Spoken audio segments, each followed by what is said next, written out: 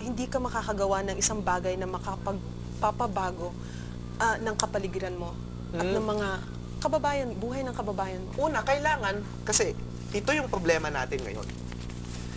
Sa ating edukasyon, hindi masyadong nabibigyan ng tuon ang history bilang isang subject o yung kasaysayan bilang isang subject. Ano yung tuon natin?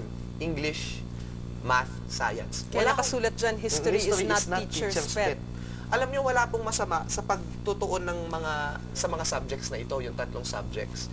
No, walang masama dyan. Pero kasi, kung titignan mo yung linya ng mga politicians natin, ano yung sinasabi nila? Mag-aral kayo ng English para maging globally competitive tayo. Ano? Para maging call center agents, para maging domestic helpers, para maging mga nurses sa ibang bansa. Wala pong masama doon. Ang mga OFWs po ang bagong bayani natin. Pero kung lahat po ganyan ang magiging mentalidad, anong mangyayari sa bayan natin? Sinong maiiwan? Sinong matitira? Interestingly, today's job fair, most of the jobs that are being offered are for overseas employment. Pero, yun na nga, kailangan din may mga tao na magsasakripisyo at sabihin nilang, kailangan dito ako maglingkod sa bayan natin para yung mapanatili itong ipinaglaban ng ating mga bayani na tunay na kalayaan. So, yun yung inaano natin na yung history, ito kasing history, nung panahon ng ating mga ninuno, di ba Baylans, di Catalonans, no? Before the coming of the Spaniards, sila yung spiritual leaders of the town, of the bayan. When they speak the epics, no, of their group, the people feel that even if it was not historical, it was not true, it was a myth, it was legend. Nagbubuo sila. They feel that they have one experience. They have isa yung pinagmulan nila, isa yung pinanggalingan, at isa yung patutunguhan. So, kung ngayong bansa na tayo, hindi na tayo mga bayan, may tayong isang bansa. Ano yung dapat natin gawin? Kailangan yung history as a subject. Kailangan palakasin natin, ipaalala natin sa ating mga kabataan na meron tayong mga bayani at meron tayong isang naging karanasan bilang isang bansa. No? Bagamat iba-iba yung karanasan natin sa mga rehiyon, meron tayong pambansang karanasan kung saan maipapaalala natin na kailangan magkaroon tayo ng direksyon. Meron tayong sinimulan na dakila, nagpapatuloy ang kadakilaan, at meron pa tayong pupuntahan. If one person doesn't know himself, di ba? Kung hindi niya kilala ang kanyang sarili, na ka-amnesia siya or what, hindi niya alam kung saan siya pupunta. Kapag ikaw kilala mo ang sarili mo, alam mo ang nakaraan mo, alam mo kung ano yung talento mo, alam mo kung saan ka pupunta, alam mo kung ano yung goals mo, ganun din dito sa bansa. Kailangan mapag-aralan, makilala ng bawat Pilipino ang kanilang sarili sa pamamagitan ng kasaysayan. In the Philippine Historical Association, we promote that, the proper teaching of Philippine history. The other historical organizations din, no? Ay ganun din yung ginagawa. So, alam nyo, sama-sama po sana tayo dito, no? Yung mga media, no? Kaya nagpapasalamat ako at naanyayahan ako dito na kahit paano makatulong ang mga taga-akadim sa pagliliwanag ng kaisipan ng maraming tao. And since it's the opening of school for 2010-2011, you'll have quite a few there who will be looking at the books and making sure that the mistakes of the past in teaching history, not just history but other subjects, that those are already corrected. I hope that, I've read the agenda of President Noynoy, no? President-elect Noynoy, no? Penoy, E-E-N-O-Y, na sa education, no? At sana kung matutupad niya ito, no?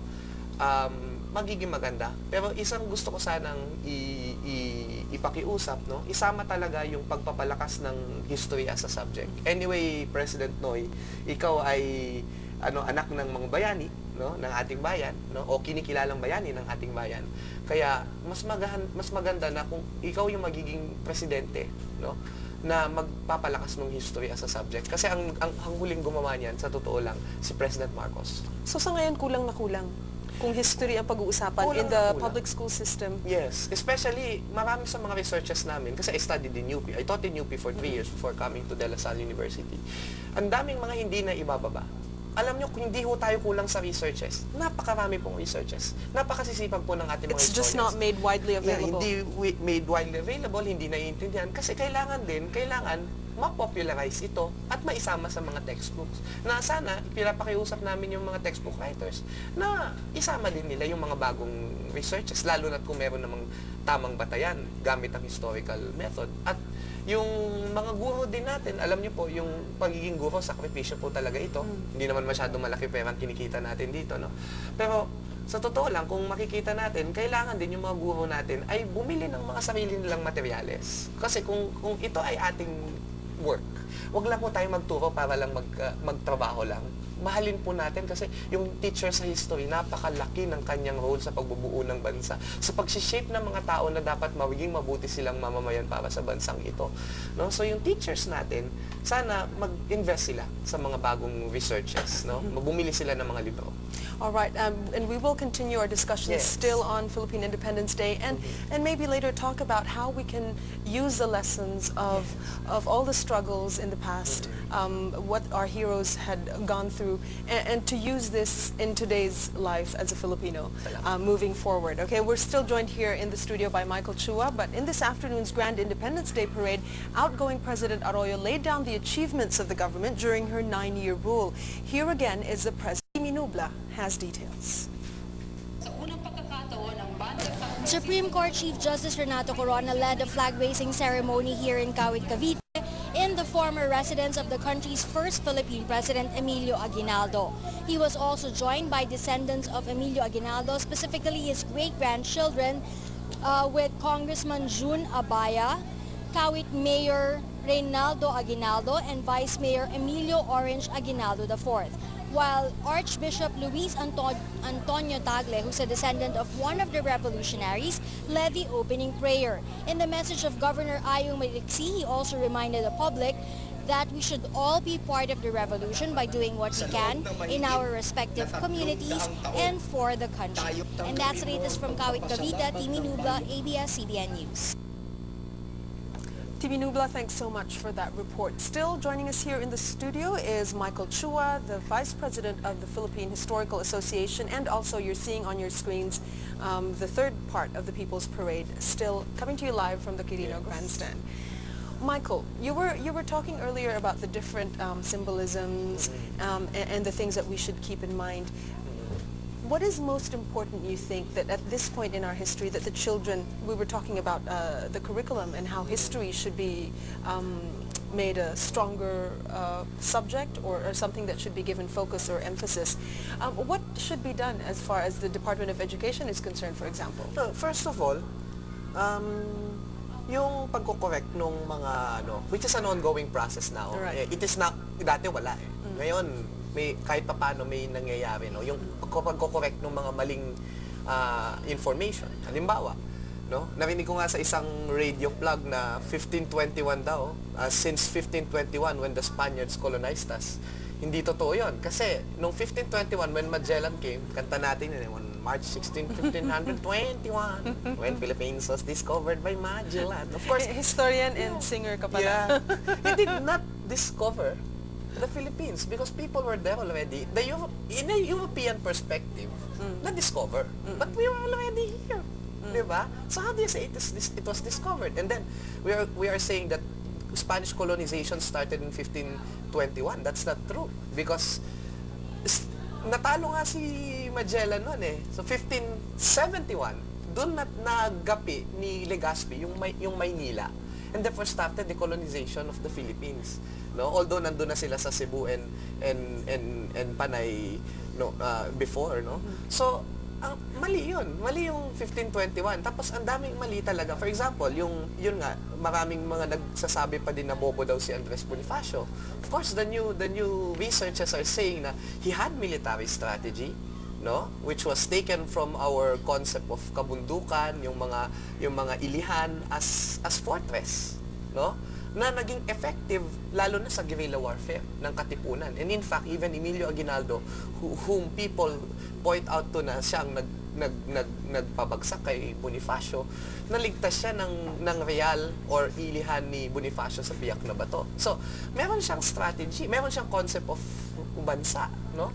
And then of course, ito pang ang focus kasi sa history books natin, it's always sometimes, no? Ayoko makasabihin in some books. In some books.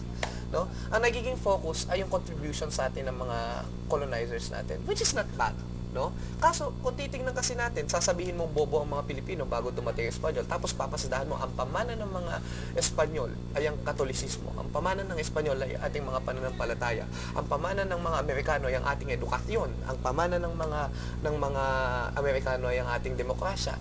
Una sa lahat, nakakaroon tayo ng mindset na lahat na lang ng bagay na maganda tungkol sa atin ay nakuha natin sa iba. Which is until now, yun ang nangyayari sa kaisipan ng mga ibang bata. Tulad ko nung bata ako, ang kaisipan ko, 50 years lagi tayong behind the United States. Ganun lagi yung isip ko na yung Pilipino, ano lang yan, wala yan, mas malaki yung hindi magaling yung bansa natin. So nung bata ko, yan ang naisip ko, no.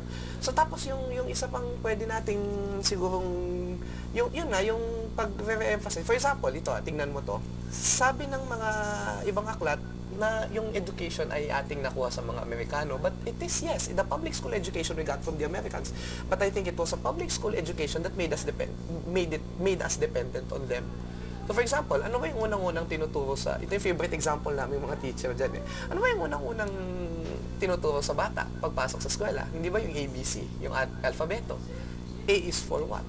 A is for apple. Apple. Wala namang apple sa Pilipinas. Ang mahal-mahal ng apple diba? dito. So, ang bata ay maghahanap ng apple nung unang panahon. Nasaan ang apple? Maghahanap niya, Mami, ang apple. Gusto ko yung apple. Naku, anak, wala tayo. Ayun, kukuha na tayo ng apple, mag-aangkat na tayo. No? So, they got our money, we get the American dream. No? So, and then the democracy na parang sinasabi nila yung demokrasya ay itinuro sa atin. Oh my God, because democracy, we already, una sa lahat, yung kay Bonifacio, it was a democratic government in a way. No? It's not, in a Western sense, it was not. But to the Filipino sense, isa siyang pamahalaan. Isa siyang pamahalaang bayan. Pero, nung panahon na, nung dumating, nung after the Philippine Revolution, the first phase of the Philippine Revolution, no? Nung dineklara ni General Emilio Aguinaldo 1898, di ba sinabi ko nga na tuwang-tuwa itong mga yung sina Emilio Aguinaldo kasi tinulungan tayo ng mga kano-kuno. No, hindi naman talaga, no? Nandun lang sila. Tapos, ito pala, sabi nila, susuportahan nila yung ating kasarilan, pero yun pala, nakikipag-usap nila sila sa Espanyol. So, may mga ganitong bagay na, and then that's why, nung nagkaroon ng Mock Battle of Manila, nagmurong-murong labanan sila, yung mga Espanyol tsaka yung mga Amerikano, tapos natalo kunwari yung mga Espanyol, tapos, yung mga puwersang Pilipino gusto nang pumasok sa Intramuros.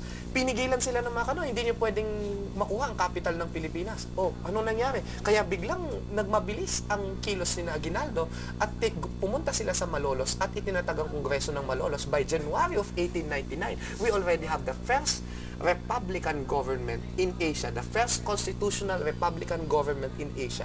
Now, when do we say na pamana na sa atin ng demokrasya? 'Di ba, ng mga Amerikano. And kung mayroon man silang pamanang demokrasya, ito ay